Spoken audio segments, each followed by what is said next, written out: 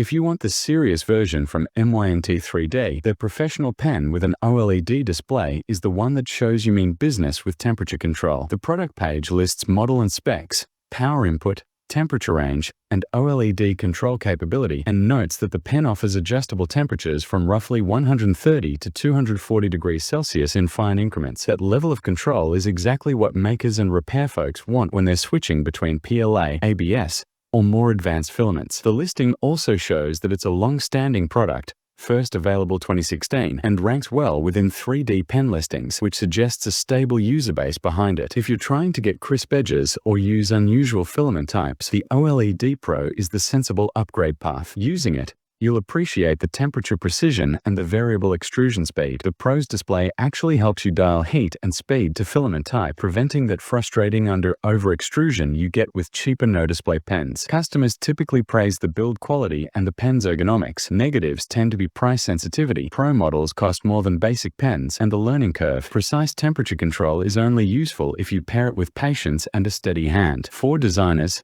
hobbyists, or people who want to do small repairs, the Pro is a real tool rather than a toy. Quick note: Amazon's listing shows product dimensions, specs, and certifications, so check the page for the latest price and seller offers. We share by links in description box.